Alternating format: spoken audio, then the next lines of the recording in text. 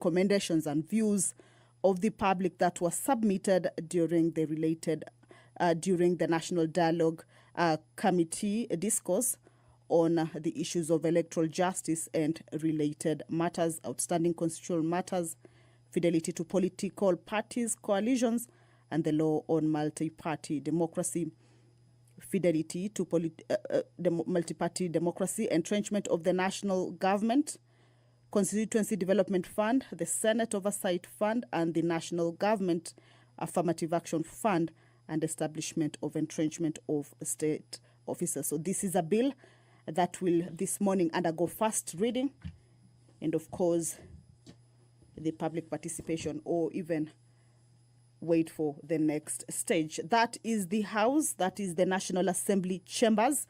Already, as you can see, members have taken their positions, even as others continue to walk in preparation for today's business. Remember, this is a sitting that was set aside to consider priority business, and one of the businesses will be consideration of the finance bill. This is a bill that is originating from the National Assembly, Bill number 30 of 2024, will be considered at the Committee of the Whole House stage. Remember, this is a bill whose debate already took place on the floor of the House. Today, they will be considering the amendments. These amendments include those from the Departmental Committee of Finance and National Planning. 37 clauses have been proposed to undergo amendments. 8 new clauses are being introduced. 33 members, these are individual members, have moved amendments to the bill. However, you will be interested to understand that 10 members of these 33 have already given notice of withdrawal of the amendments that they had pushed for. That is the Speaker of the National Assembly, Honorable Dr. Moses Wetangula. Allow me to hand you over to this live broadcast brought to you by PBU in conjunction with KBC. Good morning.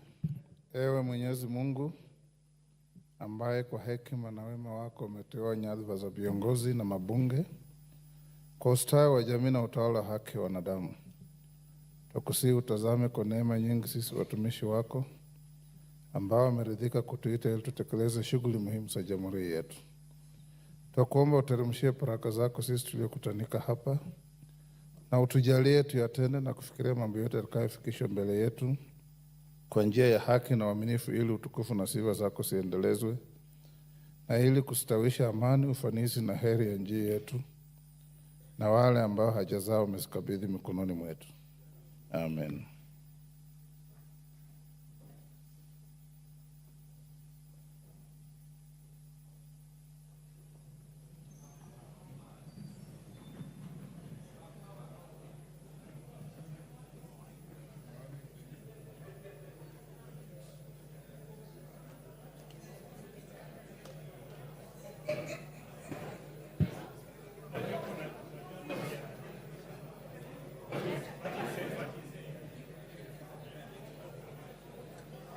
This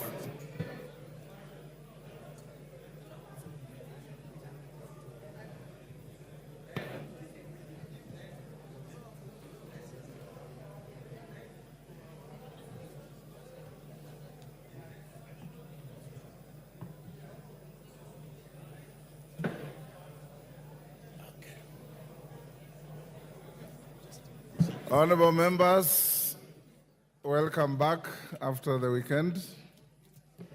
We have quorum to transact business, and I hope that the dignity and the decorum that you displayed last week will carry on to this week as you discharge your constitutional responsibilities to our country. Clerk. Order number 1, administration of oath. Order number 2, communication from the chair. Order number 3, messages. Order number 4, petitions. Order number 5, papers. Majority Leader.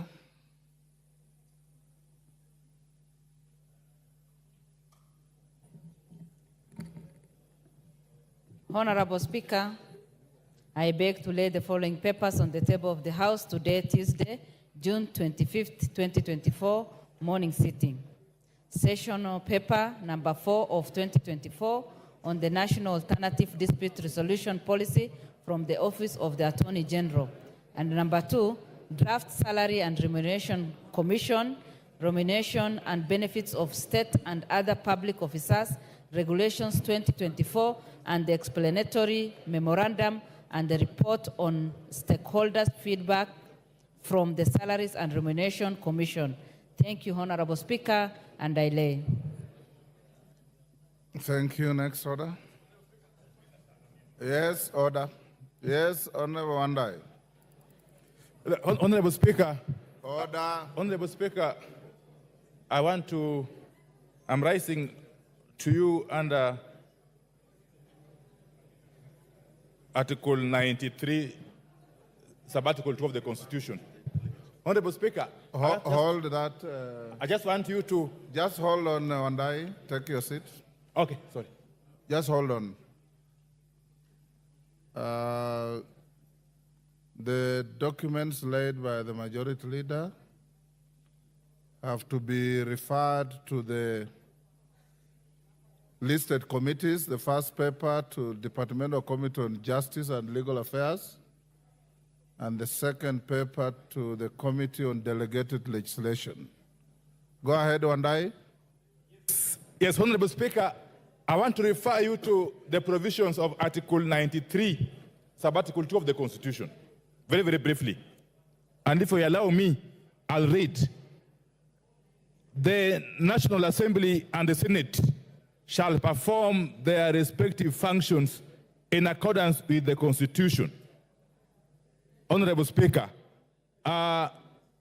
if you go further to Article 108, Honorable Speaker, of the Constitution, especially 108 Sub-Article 1, where it clearly provides that there shall be a leader of the majority party and a leader of the minority party. It goes further at Sub-Article 3, Honorable Speaker, to say that the leader of the minority party shall be the person who is the leader in the National Assembly of the second largest party or coalition of parties. But finally, at Sub-Article 4, it provides the order of precedence in the National Assembly, which is obvious, Honorable Speaker. It's the Speaker, the leader of majority, and the leader of minority. Honorable Speaker, pursuant to these provisions, the Parliamentary Service Commission has proceeded to facilitate these offices, and particularly the office of the leader of the minority party, which I am privileged to occupy as we speak, Honorable Speaker. Honorable Speaker, part of the facilitation of that office is the enabling of the office to hire officers. As a matter of fact, the Commission has facilitated my office to hire officers. In fact, it has hired for me officers to serve in the office of the leader of the minority party, to enable that office to perform its functions effectively, Honorable Speaker. And I believe that is the case with the office of the leader of the majority party and other offices in the National Assembly. Honorable Speaker, one of the officers in my office is the person holding the office of the policy analyst. Honorable Speaker, the policy analyst in the office of the leader of minority party plays a very, very crucial role in enabling the holder of that office to perform his work. Honorable Speaker, on the eve of today's sitting, specifically this morning, Honorable Speaker, at 2:20 a.m. this morning, I was called by the policy analyst in the office of the minority leader, one Gabriel Owiti Oguda. Gabriel Owiti Oguda, that is the policy analyst in the office of the leader of minority. He called me this morning under distress that there were people, in fact, he called them cops. I think cops means policemen. At his gate, breaking into his compound.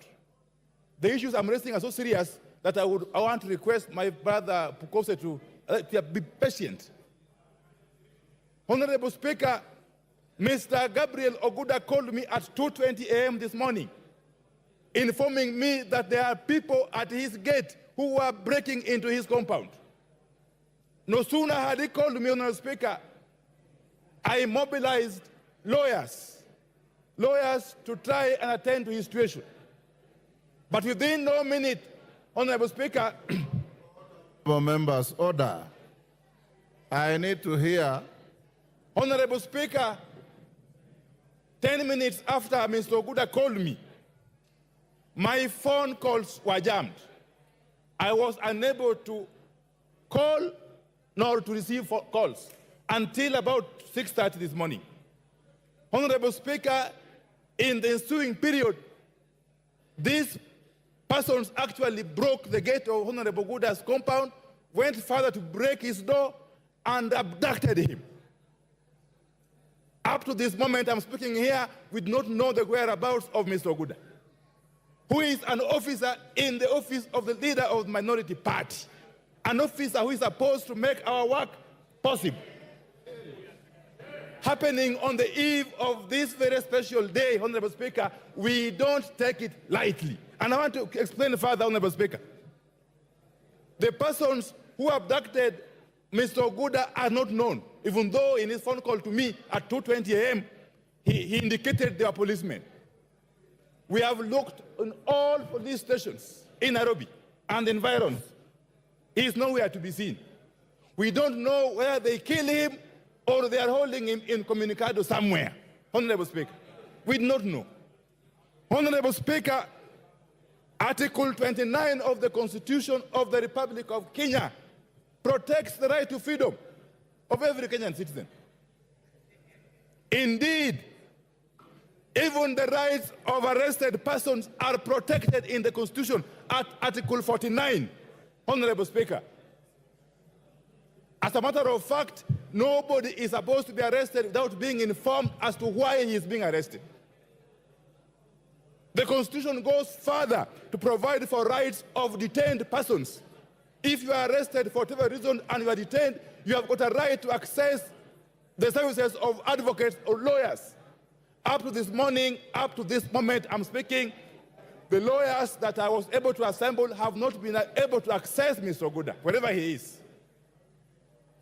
So what am I saying? What I'm saying, Honorable Speaker, is that this cannot be treated as business as usual. It is the same manner somebody or people can abduct officers assigned to the office of the Speaker.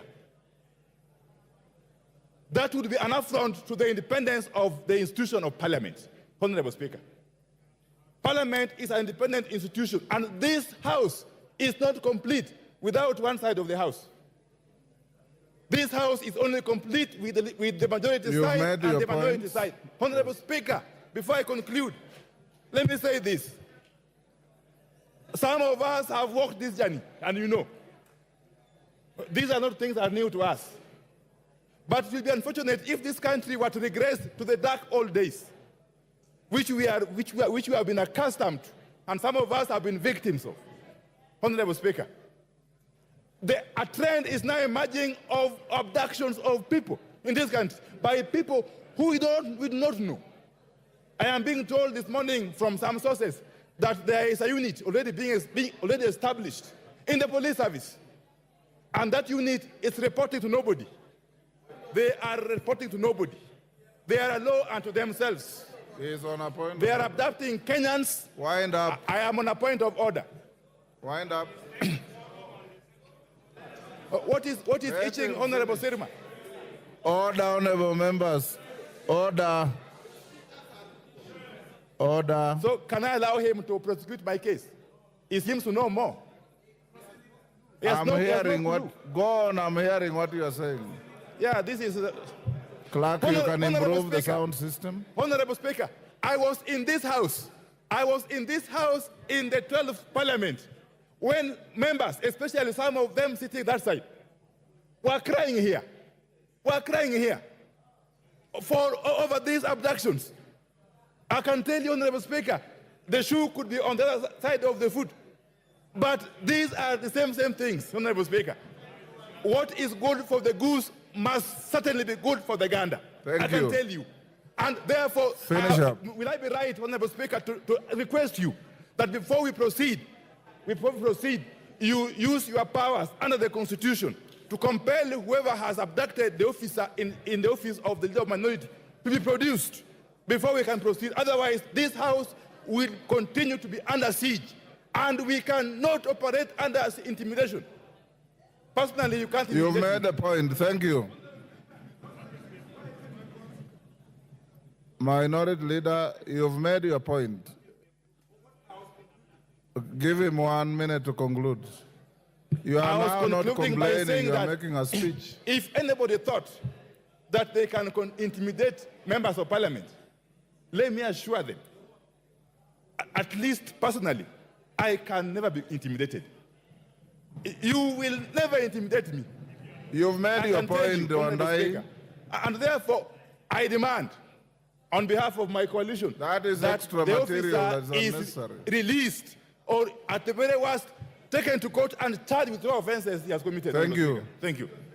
Majority Leader? No.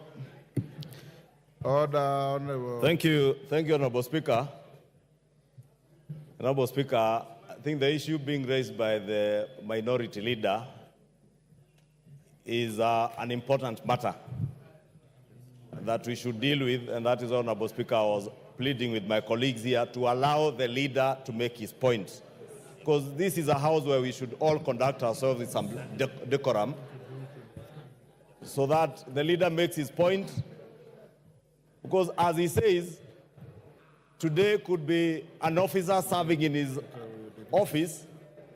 Tomorrow, it could be an officer serving in the office of the Honorable Rindikiri or the Honorable Kimani Ichung'wah. Therefore, Honorable Speaker, none of us, Honorable Speaker, if you can protect me from the likes of Honorable Kagwe, Karemba, and Kawanjiko, who are all up on their feet. Order. Order, Honorable Karemba. Take your seat. Honorable Speaker, I was saying none of us in this House would tolerate that kind of conduct that the leader of minority has said. But, Honorable Speaker, I'll be cautious to use words like abductions or kidnap. Honorable Speaker, all that probably I could commit is to check first with the Inspector General of Police whether the police are holding the said officer, and also to investigate what would have happened, who these particular people are, because even when I listened to the Honorable Pio, even him, it's not clear to him whether these were policemen or otherwise. But, Honorable Speaker, let me say this, that when this administration took over the reins of leadership in this country, Honorable Speaker, none other than President William Ruto committed that the days of finding Kenyans being abducted and killed and their bodies dumped in River Yala or River Tana, we are beyond those days. And I want to assure you and assure the country that that shall never happen in this country. A situation where Kenyans are abducted and their bodies are later fished out from rivers, it will never happen. And that is, Honorable Speaker, not also to say that if it were the police, Honorable Speaker, not just officers of the Parliamentary Service Commission serving in our offices, even ourselves as members of Parliament. And I'm sure there are many, even on this side of the coalition, who have fallen victim of arrests, justifiably by the police. And when the police arrest you, they will book you into an OB, lock you in a non-police station, and you'll be produced in court or released if they have no reasons to charge you, Honorable Speaker. Therefore, let us also not create the impression that those of us working in Parliament or are parliamentarians, we are immune to the law. None of us is immune to the law. and we should all and must all be treated equally under the law. Whether we are members of parliament, whether I am the leader of majority, whether the Honorable Opio is the leader of minority, if myself and the Honorable Opio run into problems with the law will take its course. But we must be arrested, produced in court in line with that law, Honorable Speaker. And therefore, let me just commit, Honorable Speaker, as soon as we are done, I will check with the Inspector General of Police whether the said officer, I'll get the details from the Honorable Opio, is in the hands of the police, so that we avoid speculation and anything that we may be saying of abductions, kidnaps, and all those manner of things. If he has been arrested by the police, we'll get to know why he has been arrested, if he's being charged for what offenses, and Honorable Speaker, that I can only confirm once we get in touch with the police. Thank you, Honorable Speaker.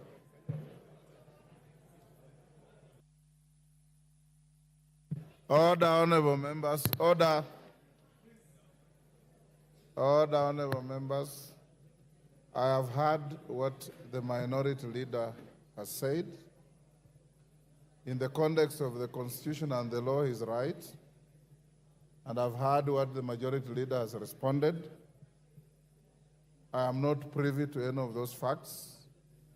You know that you have immunity as members of parliament. Nobody can arrest you or serve you with any court processes within the precincts of parliament. Your staff will be protected under my watch.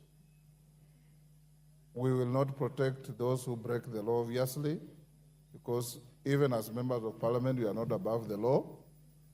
If you commit any crime out there, the Speaker can only wish you well. But if they come to arrest you in parliament, the Speaker will stop it. I will direct the majority leader to get in touch with the IG and find out about the officer working in the minority leader's office and report back to me within the next 1-2 hours. And Honorable Wandai, I'll be able to communicate. Thank you.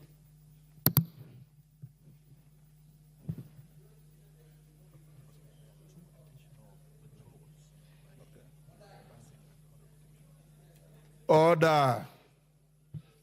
Next order. Order number 6, notices of motion. Order number 7, questions and statements. Order number 8, motion, alteration of the calendar of the House. Majority Leader. Thank you, Honorable Speaker. Honorable Speaker, I beg to move that pursuant to the provision of Standing Order 228.4, this House resolves to alter its calendar for the third session, regular sessions, as adopted on the House on Wednesday, 14th February 2024, by varying the period for the short recess with respect to the second part of the session, so that the short recess commences on Friday, 28th June 2024, and ends on Monday, 15th July 2024, and B, that the House resumes regular sittings on Tuesday, 16th July 2024, and ends on the 8th August 2024, with the second part of the session. Honorable Speaker, as you are aware, Honorable Speaker, over the past 1 month, members of this House and committees have been very busy, deeply engaged in the priority budget making and budget-related business, which we do hope to conclude in the course of this week, Honorable Speaker. And as is customary, Honorable Speaker, after the passage of the budget-related business, we usually take our short recess, but at the time we began this session, Honorable Speaker, we were to close this session the week after next week on the 5th of July, and we are bringing that forward by a week so that immediately we are done with the priority business at the end of this week. We allow members to have some time off of about 2 weeks. We also intend to balance the 2 sessions so that we've been sitting for about 4 weeks. We take a 2 weeks break, then we will resume for another 4 weeks, as we've always done, Honorable Speaker, so that before we take the long recess in August. Honorable Speaker, this time, this short recess will allow many of our members, as you are aware, Honorable Speaker, with the budget-related business, our CDF kitty has been enhanced by almost 30 million shillings, and therefore members will be required to go back and participate in the public participation of their NGCDF proposals. So this period offers you that opportunity to go and conduct public participation in your constituencies for the 2024-2025 financial year and NGCDF proposals. Honorable Speaker, is important because I just consulted with the chair of NGCDF, the Honorable Musa Sirma, who tells me immediately after the short recess, we should cause our NGCDF committees to start submitting their proposals in readiness for the next financial disbursements. Therefore, Honorable Speaker, members, we also have an opportunity not only to spend a bit of time over those 2 weeks with their constituents and families, but also to prepare for the next session, which will also be very vigorous the next 4 weeks after we resume. Honorable Speaker, I don't think there's anything much more to add, and I want to beg to move and request the leader of minority to second the motion for agreement. Honorable Speaker, as I second, of course, even though we didn't discuss this in the House Business Committee, the leader majority has explained to me, and I think it is an innocent motion, Honorable Speaker. I will second it. But as I do so, Honorable Speaker, I'm reminded that, and I'm happy with your ruling, your directive to the leader majority on the issue I raised earlier. I'm very happy with that in 2 hours' time we shall get some feedback. But I'm also reminded that in addition to Oguda, there are other 7 Kenyans who are also under abduction. And these are Osama, one called Dre, Tempa CR7, Harriet, Shad Kiprono, Franje, and Walt Smith. These are young Kenyans, they are basically Gen Z, who are also missing. They are also parliamentary staffers? No. They are not? They are not. They are Kenyans. Yes. They are Kenyans who are patriotic, Honorable Speaker. So as the leader majority consults with the IG of police, Mr. Comey, let the IG also come forth with the whereabouts of these other 7 Kenyans. Pass on the names to the majority leader. Yes. These are young Kenyans who are fighting for our rights, for the rights of the downtrodden, Honorable Speaker. Thank you. I second. Order. Order, member for Kieni, take your seat. Take the nearest seat. Honorable members, order. Order, Honorable Kwame, take your seat.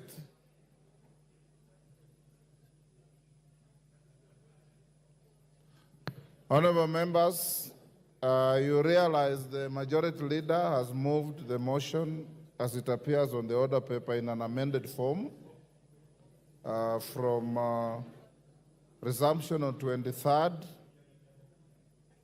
to 16th. I now propose the question, which is that pursuant to the provisions of Standing Order 28.4, this House resolves to alter its calendar for the 3rd session, regular sessions, as adopted on Wednesday, 14th February 2024, by varying the period for the short recess with respect to the second part of the session so that A, the short recess commences on Friday, 28th June 2024, and ends on Monday, 15th July 2024, and B, the House resumes regular sittings on Tuesday, 16th July 2024, to continue with the second part of the session. We put the question.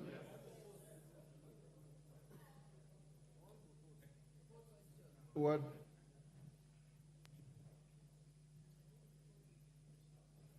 Thank you, Mr. Speaker. I know this is a procedural motion, and ordinarily, under ordinary circumstances, we would support. But, Mr. Speaker, I want to oppose this motion.